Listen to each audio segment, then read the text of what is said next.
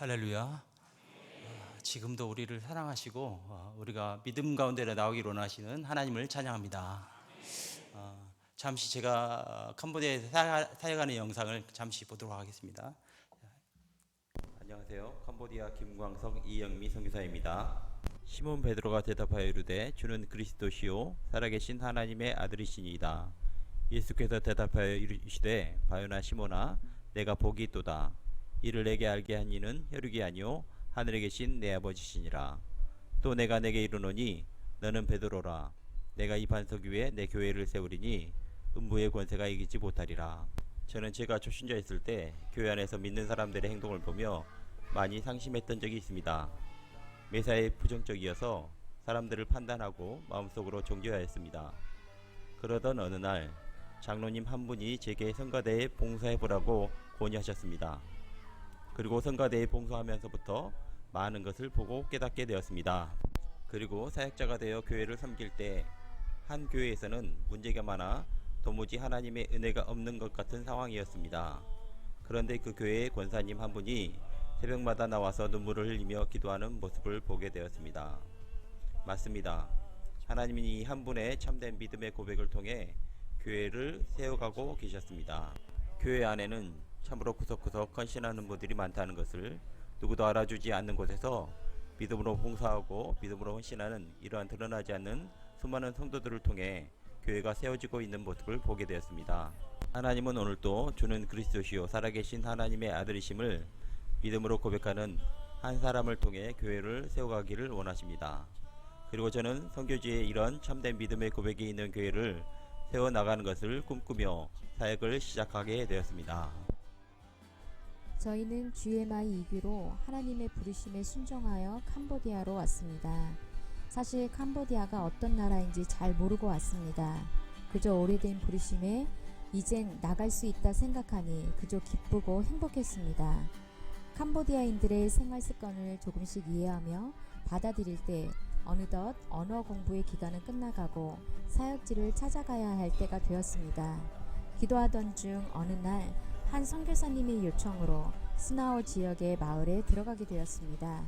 주님이 주시는 기쁨이 있어 그곳이 우리를 위해 예비하신 사역지인가 싶어 7주 동안의 단일 작전 기도를 드리기 시작했습니다. 마을을 한 바퀴 돌며 우리를 낯설어하는 사람들과 눈받춤을 하고 인사하며 지나갔습니다. 매번 들렸던 노상가게 아주머니는 우리를 친절히 맞아주었지만 우리가 하는 질문에는 별로 답을 하지 않았습니다. 7주의 마지막 날, 그날도 어김없이 그 노상가게에 앉아 쉬고 있는데 그 아주머니께서 손가락으로 가리키며 저쪽에 있는 지붕이 자신의 집인데 그곳에 가보라는 것입니다. 거기에 자신의 딸이 있을 것이라고. 그날 우리는 그 집에서 몰려오는 아이들에게 찬양을 가르치고 4개월 뒤부턴 그곳에서 서툰 언어로 예배를 드리기 시작했습니다. 그렇게 캄보디아에서의 우리의 사역은 시작되었습니다. 캄보디아어로 하루를 예배드리기 위해 우리는 매일 예배드리며 기도하고 설교와 시청각 자료를 준비했습니다. 그렇게 예배드리며 시간이 지나서는 망고나무 아래 스탠상을 펴놓고 성경 공부도 시작했습니다. 주의 일은 영적인 것이어서 깊이 들어가면 어린 아이일지라도 부딪힘이 있습니다. 성경 공부를 하면 교우기를 그만두는 아이들이 생겼습니다. 예배 시간에 입술의 고백을 권유하면 거부하는 일이 생겼습니다. 마을 중앙에 있는 집으로 교회 처소를 옮겨가니 옆집 할아버지가 교회 대문 앞에 걸어둔 작고 예쁜 나무 십자가를 자꾸 패서 던져버리기 일쑤였습니다.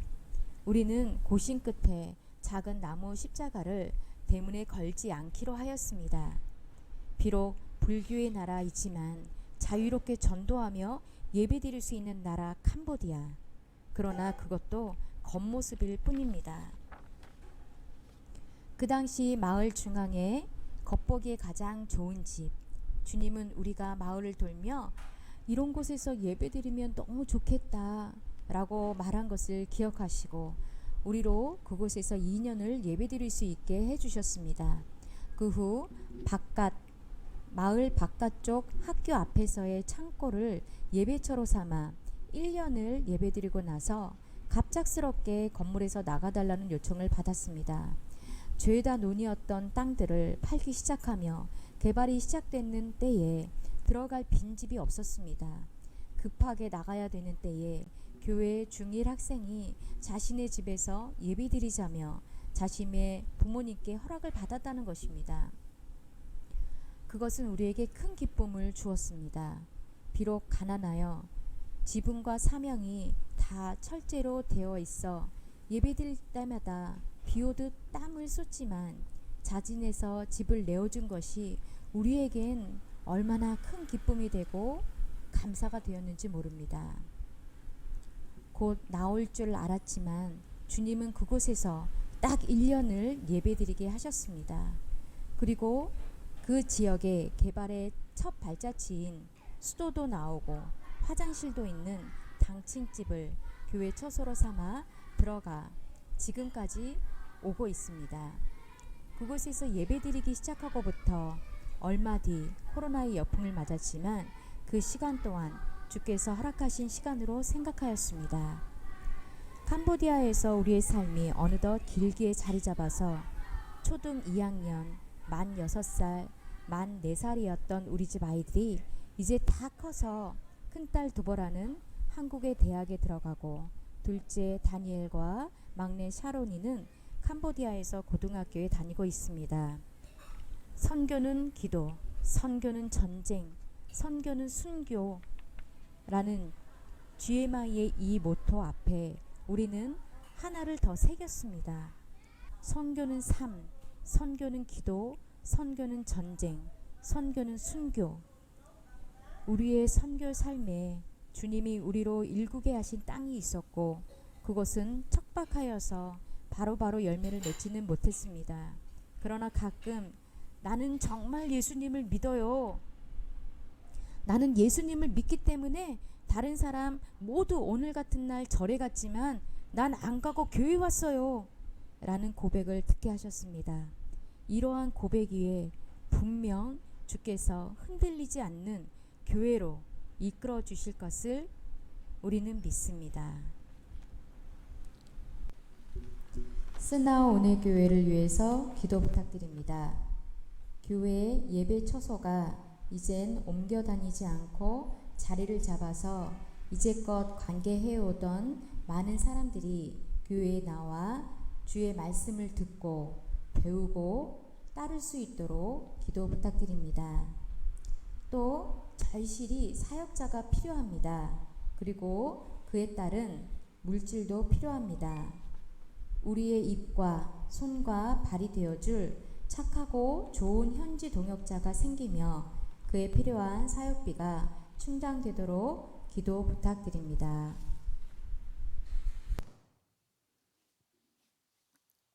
할렐루야. 저는 사람이 교회가 되어야 된다고 그런 철학을 가지고 캄보디아에 가서 사람을 교회로 세워야 되겠다는 철학을 가지고 열심히 사역을 13년 동안 진행해 왔습니다. 근데 작년쯤인가 이제 아이들이 점점 커가지고 대학에 갈 나이가 되었어요. 그래서 우리가 이제 세례를 줘야 되겠다 하고 세례 교육을 열심히 시켰어요. 열심히 시켰는데 그 아이들 중에 한 명이 이제 결혼할 사람을 사귀게 됐어요. 그래서 결혼을 해야 된답니다.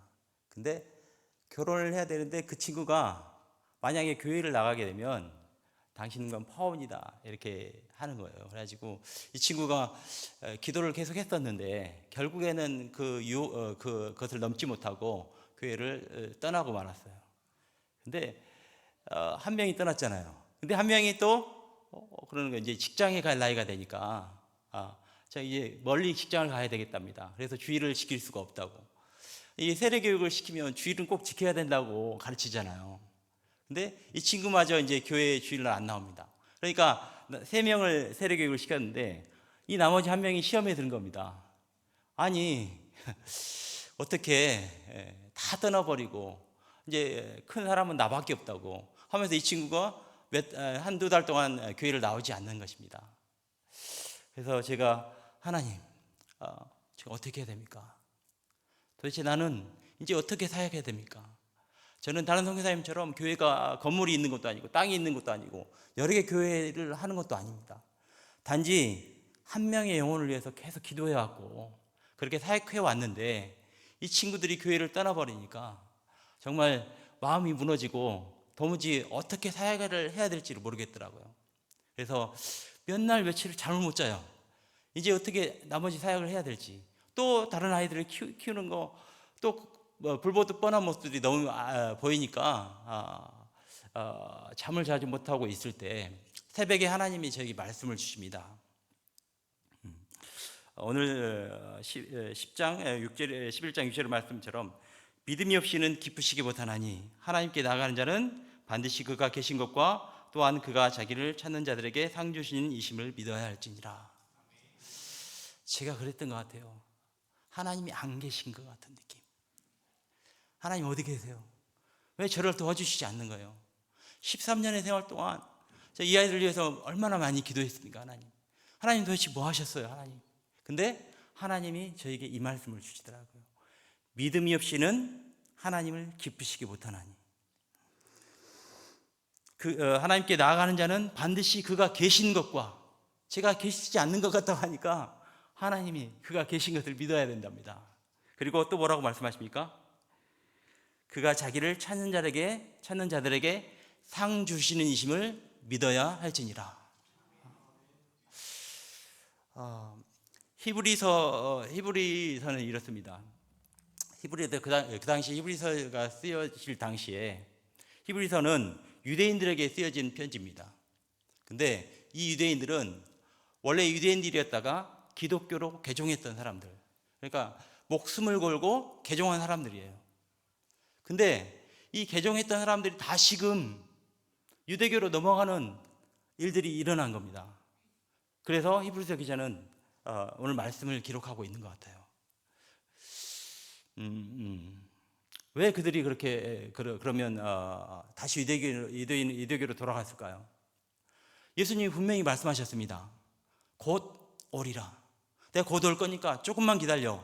이런 뉘앙스였어요. 분명히 이런 뉘앙스로 예수님께서 말씀하셨으니까 이 사람들은 예수님이 오실 날을 간절히 기도했을 겁니다. 근데 어떻게 됐어요? 로마 시대 때 핍박이 계속해서 됩니다. 그리고 핍박이 심해져서 이제 결국엔 어떻게 돼요? 사람들이 끌려가서 목배임을 받고 죽어갑니다. 그럴 때 이 사람들의 심정이 어땠을까요? 도대체 하나님이 어디 계신 거야? 아마 저와 같은 마음이 들지 않았을까요? 그때 히브리서 기자는 오늘 말씀을 주셨던 겁니다. 히브리서 1장부터 이렇게 쭉 읽어가다 보면 이 히브리서 말씀 내용이 첫 장부터 계속해서 예수님에 관한 말씀입니다. 예수님이 어떤 분이신가를 구약의 관점에서 설명하고 있습니다. 유대인들은 구약에 대해서 달달달 외우는 사람들이었어요. 근데 이 사람들이 은혜를 잃어버렸습니다. 그래서 히브리서 기자는 첫 장부터 예수님이 누구신가를 계속해서 설명해 나갑니다. 제가 캄보디아에서 요새 이제 설교를 하고 있는데 아이들에게 이제 이런 모세에 관한 내용입니다. 하나님이 세상을 창조하시고 인간을 만드셨어. 그러나 인간이 죄를 짓고 하나님을 떠났어. 근데 하나님은 사람들을 사랑하셔서 다시금 함께 하시기를 원하셨어. 그래서 신의 산으로 모세를 불렀어. 그리고 하나님께서는 요구하시는 게 있었는데 10계명을 지키라는 거 먼저 거룩해 져야 된답니다. 그리고 두 번째는 뭐라고 했어요? 성전을 지으라고 합니다. 여러분, 성전을 지어야 된다는 그런 목적이 무엇인지 아십니까, 여러분? 하나님이 너희와 함께 하시기를 원하신다는 뜻입니다. 구약의 모든 내용들이 보면 구구절절히 하나님이 우리를 어떻게 사랑하시는가에 대한 내용인 것입니다, 여러분. 이 구약의 유대인들은 그 사실을 깨닫게 하려고 하나님은 그들에게 하나님이 이렇게 하셨고 이렇게 하시고 이 내용들이 다 너희들을 사랑하셨기 때문에 이런 것이다라는 하나님의 사랑에 관한 은혜를 다시 한번 상기시키는 것입니다. 여러분 힘들고 어려울 때 우리가 무엇을 생각해야 됩니까? 예수님이 나를 얼마나 사랑했는지 그걸 생각하면 다시 그 믿음의 자리로 나올 수 있는 힘이 생기는 것입니다. 청교도 목사님들이 과거에 새벽마다 한 2시간 이상씩을 기도했다고 합니다. 저는 그랬어요. 도대체 2시간 동안 뭘 놓고 기도하나. 근데 그분들이 기도할 때 성경의 전체적인 내용들이 하나님이 인간을 어떻게 사랑하셨는지를 묵상했다고 합니다. 이렇게 하셨고 이렇게 하셨고 믿음으로 하셨고 믿음께 하셨고 믿음께 하시려고 이렇게 움직였고 그 내용을 묵상하면 성령이 충만하게 된다는 겁니다. 두 번째는 자기 죄에 대한 부분을 하나님께 낱낱이 아뢰었다고 합니다. 죄가 이시는 하나님께 나아가지 못하기 때문에.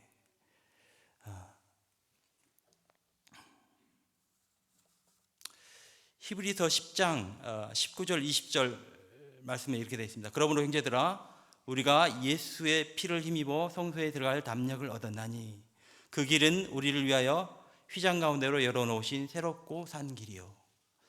예수 믿는 사람들의 가장 큰 복이 무엇인지 아십니까 여러분? 하나님 만나는 거예요. 하나님 만나는 예배를 경험하는 겁니다. 계속해서 예수님이 어떤 분이신가를 설명하고 나서 예수님이 결국에는 너희를 사랑하셔서 십자가에 못 박혀 죽으셨다는 겁니다. 근데 그 목적이 무엇입니까? 하나님이 우리를 만나시고자 하는 그 열망 때문에 구약에 있는 모든 사람들을 움직이셨고 하나님께서는 지금도 일하시고 계속해서 그 일들을 하고 계시다는 것입니다. 여러분, 하나님은 나를 보고 계셨어요. 내 믿음을 보고 계셨다고요. 내가 어떤 사역을 해서 어떤 열매를 맺는 것보다 내가 하나님을 어떻게 믿고 있느냐 그 모습을 지켜보고 계셨던 겁니다. 여러분, 만약에 우리가 진정한 예배를 체험하게 되면요, 진정한 예배는 정말 참된 안식을 누릴 수가 있어요. 내가 선교사임에도 불구하고 선교사님들 많이 있어요. 근데 맨날 비교가 돼요. 이런 분들이 이런 사역을 하고 있고 이런 사역을 하고 있고. 기도하지 않으면 하나님을 만날 수가 없어요. 여러분, 하나님이 여러분들을 찾으셨고 이곳으로 인도하셨음을 믿으시는 여러분들 되시기를 주님의 이름으로 축원합니다. 여러분, 제가 이렇게 사역을 하다 보니까 내가 천국에 대해서 너무 모르고 있는 거 아닌가? 천국이 어떤 곳이지? 내가 천국을 소망하고 있는가? 그런 생각을 해봤어요. 근데 천국을 너무 멀게만 멀게만 그렇게 생각하고 있는 내 자신이 발견되더라고요. 그래서 천국이 뭐야? 그래서 요한계시록도 읽어보고 막 그런 묵상하는 가운데 그렇구나. 천국은 하나님이 함께 하시는 곳. 그리고 예배가 하나님을 함께 하시는 장소인 것입니다. 그래서 하나님은 우리를 예배로 인도하십니다. 우리가 예배를 통하여 하나님의 말씀과 기도를 통해서 천국을 경험케 하시고자 하는 것입니다. 여러분, 하나님은 오늘 또 말씀을 주셨어요. 우리가 찬양할 때, 우리가 기도할 때 하나님 다 들으시고 우리를 하나님의 임재로 이끌어 주시는 것입니다. 여러분, 하나님의 임재를 경험한 사람들은요, 다른 길로 가지 않아요. 하나님의 충만한 임재를 아는 사람은요, 죄를 짓다가도 언제든지 다시 예배 자리로 나오는 것입니다. 여러분, 진심으로 주님을 찬양하고 진심으로 하나님을 사랑하고 진심으로 기도할 때 하나님은 우리를 만나 주시는 것입니다. 제가 주일 사역을 이제 하고 나서 주일 한인교회를 가게 되는 계기가 있었어요. 그래서 저녁 예배 때 이제 한인교회를 갔습니다. 근데 제 마음 속에서 뜨거운 것들이 올라오더라고요. 이렇게 하나님을 찬양하고 싶은 마음이 막 올라오는 것입니다. 근데 이게 누가 하신 일일까요? 내가 한 일이 아니에요. 근데 그럴 때 너무 그 마음에 정말 진실한 평안이 오고 안식이 오더라고요. 그래서 하나님 감사합니다. 지친 나를 이곳으로 인도하시고 나를 사랑하셔서 나에게 또다시 그 은혜를 주시고자 하나님을 그때 찬양하게 되었습니다. 우리가 하나님의 임재 안에, 하나님이 우리를 초청하시는 안에 항상 거할 수 있다면 우리는 너무 행복할 거예요. 근데 그 행복을 누구나 알고 있어요. 그렇게 하면 된다는 걸. 진심으로 나가고 하나님을 사랑하고 우리 죄를 고백하면 그렇게 임재 가운데 나갈 수 있다는 걸 알고 있음에도 불구하고 그러지 못한 우리 자신을 발견하게 되지 않습니까, 여러분? 왜일까요, 여러분? 우리가 은연중에 우리가 죄악 가운데 있기 때문입니다. 우리의 습관적인 죄가 우리 마음을 어둡게 하기 때문에 우리가 예배 시간에 나왔음에도 불구하고 하나님의 그런 진정한 임재를 맛보지 못하는 것입니다. 그래서 우리는 어떻게 기도해야 됩니까? 하나님 아버지, 내가 내 육신을 제어할 수 없습니다. 하나님 나에게 은혜를 주셔서 죄를 짓지 않게 해달라고. 나는 이길 수 없다고. 오직 하나님만이 이기게 할 수 있다고 이렇게 기도해야 되는 것입니다. 청교도들이 2시간 동안 기도할 때 예수 그리스도의 십자가를 바라보았던 것처럼 그 자신의 죄를 이기게 달라고 무릎 꿇고 간절히 기도했던 것입니다. 여러분, 죄와 싸워 이기시는 여러분들 되시기를 주님의 이름으로 축원합니다.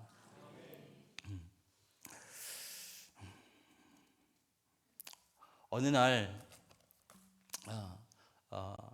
전도사 때의 일입니다. 어느 날 초등부 친구가 저에게 찾아왔어요. 그래서 전도사님, 저는 하나님 믿어요. 근데 맨날 죄를 짓는다는 겁니다. 그러니까 내가 죄인 걸 알면서도 죄를 계속 짓고 있대요, 자기가. 전도사님, 나 구원받지 못하는 거 아니에요? 그래서 제가 그랬어요.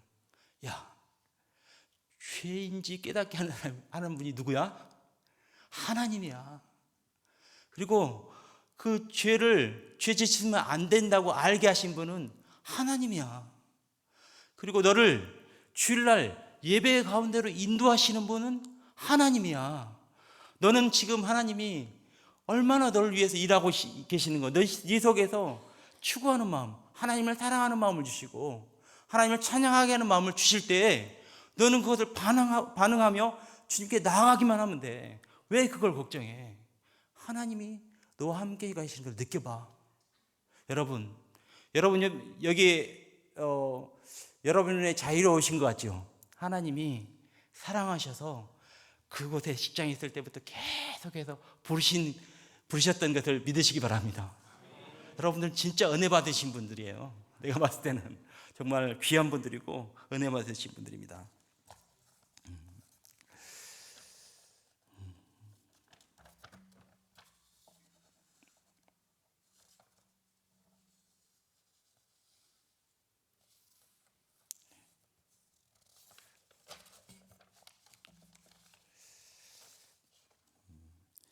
히브리서 11장 1절을 말씀해 보면 믿음은 바라는 것들의 실상이요 보지 못하는 것들의 증거니 이렇게 되어 있습니다. 그리스도인들의 생활의 기초에는 보이지 않는 것에 대한 믿음이 있습니다. 그리스도인의 믿음의 대상은 보이지 않는 하나님의 실제입니다. 하나님은 영이십니다. 우리는 영적인 것을 무시하는 나쁜 습관을 깨뜨려야만 합니다. 우리는 우리의 관심을 보이는 것이 아닌 보이지 않는 것에 초점을 맞춰야 합니다. 여러분, 천국이 눈에 보입니까, 여러분? 천국이 눈에 보이지 않아요. 보이지 않는 위대한 실제가 하나님이시기 때문입니다. 하나님께 나가는 자는 반드시 그가 계신 것과 또한 그가 자기를 찾는 자들에게 상 주시는 이심을 믿어야 할지니라. 하나님은 옆에 계세요. 그러면 우리는 그 하나님을 믿고 항상 인정해야 돼요. 하나님이 나와 옆에 계신 것을 인정할 때 그때부터 하나님은 나를 돕기 시작하는 것입니다. 여러분, 말씀으로 세상이 창조되었습니다. 하나님 영이시며 또 모든 역사를 주관하심을 믿어야 합니다. 귀 있는 자는 들을지어다 이런 말씀을 들을 때 우리는 그 영적인 것을 압니다. 만일 우리가 믿음으로 하나님의 영적인 일들을 귀 기울이며 관심을 가질 때 마음이 정결한 자에게 약속된 그대로 하나님을 볼 수 있게 됩니다. 여러분, 마음이 정결한 자, 마음이 가난한 자, 하나님께서 복음서를 통해서 팔복에 관한 말씀을 주셨잖아요. 그 복에 관해 말씀하실 때 그 결국이 뭔지 아십니까? 받는 상이 뭘까요? 천국을 상으로 받는 것입니다. 우리가 하나님을 제대로 믿고 우리 믿을 때 물질적인 것들 그런 거 하나님은 중요하지 않아요. 하나님이 보시는 건 우리를 믿음을 보시고 복을 주기를 원하신다는 거예요, 우리에게. 근데 그 복이 뭐예요? 하나님의 임재라는 거예요. 천국의 기쁨을 예배를 통해서 찬양과 기도와 회개를 통해서 그것에 맛보게 하기를 원하시게 지금도 일하고 계시다는 겁니다.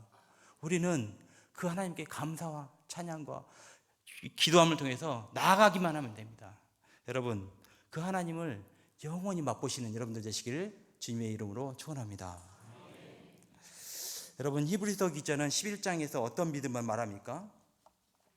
많은 선택의 상황에서 믿음으로 행한 믿음의 선조들에 관한 말씀입니다. 그들은 살아계신 보이지 않는 하나님의 실제를 믿음으로 그들의 길을 선택하고 살아계신 하나님의 계획과 약속을 믿음으로 행하였던 사람들입니다. 10명의 정탐꾼들은 두려움에 사로잡혀 아낙 자손의 거대한만을 볼 수 있었습니다. 그러나 믿음의 눈을 열면 아낙 자손을 압도하는 하나님의 임재가 보이는 것입니다. 여러분, 항상 하나님의 임재가 있지 않습니까, 원래? 그러나 우리가 믿음의 눈으로 보지 아니하고 믿음으로 행동하지 않기 때문에 우리가 죄에 쉽게 넘어지는 것입니다. 여러분, 히브리서 말씀을 듣는 개종한 유대인들은 어떻습니까? 11장 36절에서 38절 말씀에 보면 세상이 감당치 못할 믿음이 나옵니다. 거기는 어떤 이들은 실험과 채찍뿐만 아니라 결박과 옥에 갇히는 시험도 받았으며 돌로 치는 것과 톱으로 켜는 것과 시험과 칼에 죽는 것을 당하고 양과 염소의 가죽을 입고 유리하며 궁핍과 환난과 학대를 받았으니. 히브리서 기자는 말씀을 듣는 청자들에게 이렇게 말씀하고 있는 것 같습니다. 보이지 않는 하나님이, 아무 일도 하지 않는 것 같은 하나님이 오늘도 우리와 함께 하신다. 너희는 구원 얻을 믿음이 있느냐? 보이지 않으신 하나님은 세상을 창조하셨고 타락한 인간을 구원하시기 원하시며 지금까지 하나님 모든 인간의 역사의 뜻을 이루기 위해 일하셨다. 두려워 말라, 놀라지 말라. 내가 너희와 항상 함께 있다. 나의 목적은 너희의 구원에 있으니 어떤 이들은 믿음으로 죽임을 당하였고 어떤 이들은 믿음으로 죽음을 피하였다. 그러나 이들 모두는 영원한 생명을 얻고 동일한 천국에 있을 것이다. 히브리서 11장에 보면요, 믿음으로 이런 말씀이 나오잖아요. 근데 성경 전체적으로 보면 하나님은요, 사람의 믿음을 보십니다. 믿음. 그 믿음을 더 좋게 하시기 위해서 일하십니다. 그러니까 엄밀히 말하면 우리가 어떤 것보다 더 중요한 것은 우리가 하나님의 일을 하고 싶다 하면 내가 믿으면 됩니다.